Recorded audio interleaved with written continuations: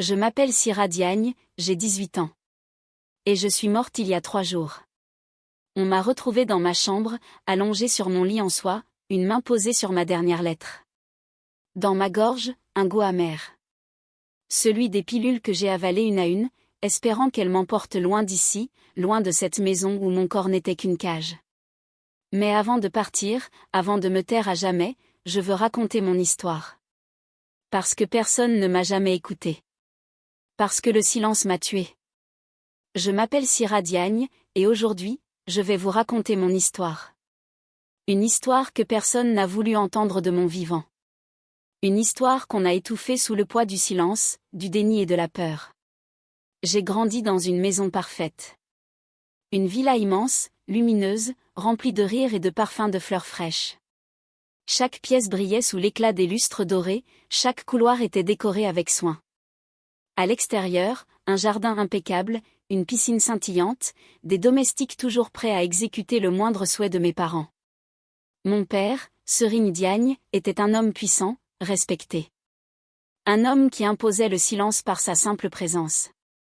Il n'élevait jamais la voix, mais chacun savait qu'on ne devait jamais le contrarier. Ma mère, Yacine Diagne, incarnait la perfection. Toujours élégante, toujours souriante. Elle organisait des réceptions somptueuses, où les femmes bien nées de la ville venaient siroter du thé, échanger des potins, et parler de la prochaine cérémonie de mariage d'une fille bien élevée. Et puis il y avait moi, Sira, l'enfant modèle. Belle, intelligente, obéissante. La fille qu'on admirait, celle qui aurait un brillant avenir. C'est ce qu'ils disaient, du moins.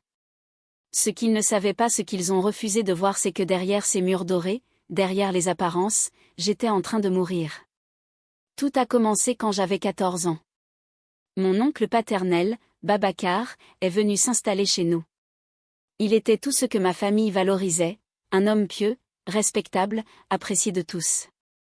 Un homme qui parlait de droiture, de valeur, de morale.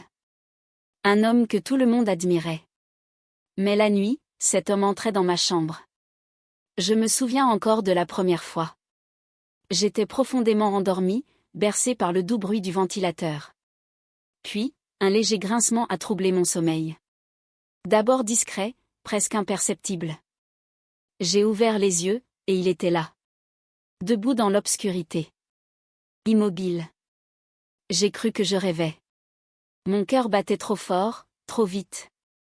Je voulais crier, mais aucun son ne sortait de ma bouche. Il s'est approché lentement, comme si ce qu'il faisait était normal.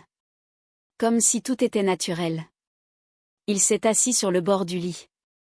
Je sentais son souffle, l'odeur du thé à la menthe qu'il buvait chaque soir. Sa main s'est posée sur ma joue. J'ai voulu reculer, mais j'étais figée. Ce n'était que la première fois. Les nuits suivantes, il revenait. Toujours silencieux. Toujours avec ce regard doux, ce sourire qui me dégoûtait. Ses gestes devenaient plus insistants, ses mains plus possessives. J'avais peur de fermer les yeux. Peur du noir, peur du bruit de ma porte qui s'ouvrait doucement. Peur de ce moment où je me réveillais et que je le voyais là.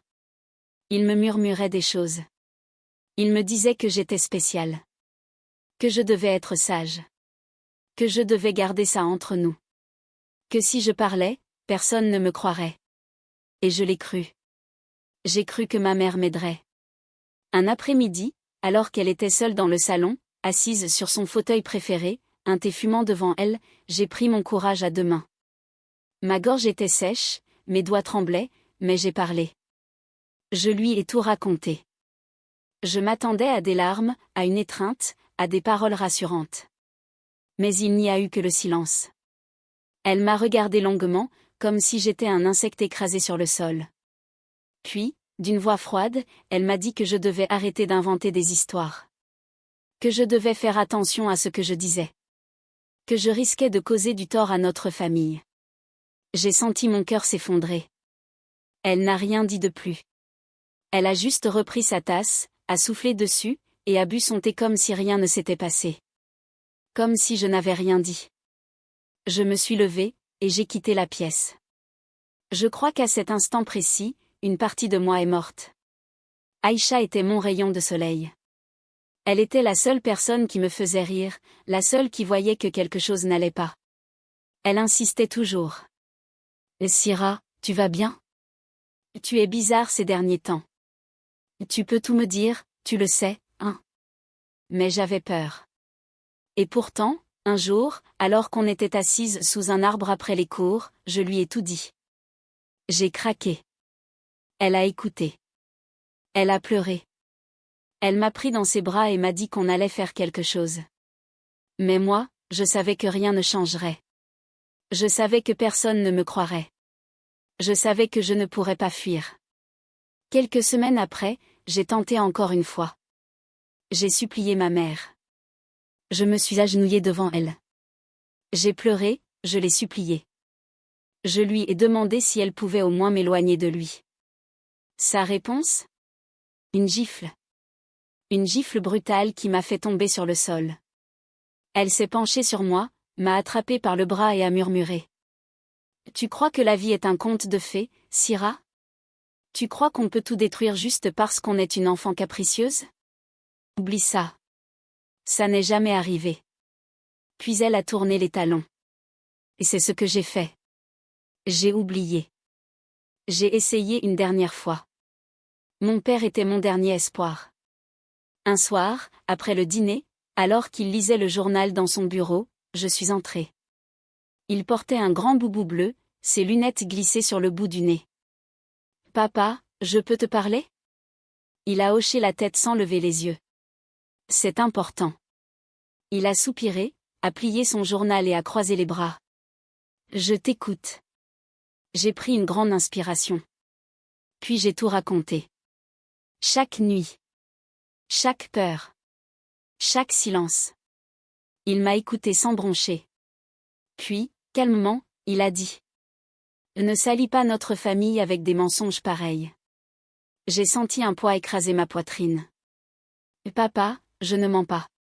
Son regard s'est fait glacial. Ça suffit, Syrah. Ce genre de choses n'arrive pas dans notre famille. Il avait décidé de ne pas voir. Et à cet instant, j'ai su que j'étais seule. Un soir, je me suis regardée dans le miroir. J'ai vu une fille que je ne reconnaissais plus. Chaque nuit, je me noyais un peu plus dans le silence, dans la peur. Je n'étais plus qu'une ombre dans cette maison dorée. Chaque jour, je faisais semblant. Je souriais, je répondais poliment, je me faisais discrète. Je disparaissais. Jusqu'à ce que je n'en puisse plus. Alors, un soir, j'ai pris un carnet et j'ai écrit « Je vous ai supplié. Vous avez choisi de ne pas voir. Je ne peux plus vivre dans ce silence. » J'ai avalé les pilules. Puis j'ai fermé les yeux. Le lendemain, ils m'ont trouvé. Ma mère s'est effondrée, hurlant, déchirant ses vêtements, frappant le sol de ses poings. Mon père s'est recroquevillé sur lui-même, incapable de prononcer un mot. Et Babacar? Il est resté là. Droit. Silencieux. Puis, après quelques jours, il a recommencé à vivre. Comme si rien ne s'était passé. Mais Aïcha, elle, a parlé. Elle a lu ma lettre à mon enterrement. Et ce jour-là, la vérité a éclaté. Mais il a fallu que je meure pour qu'on m'écoute. Et vous? Si c'était vous, auriez-vous eu le courage d'écouter? Auriez-vous tourné la tête comme eux? Ne laissez pas d'autres Syrah mourir dans le silence. Likez, partagez, et abonnez-vous pour que cette histoire ne soit pas oubliée.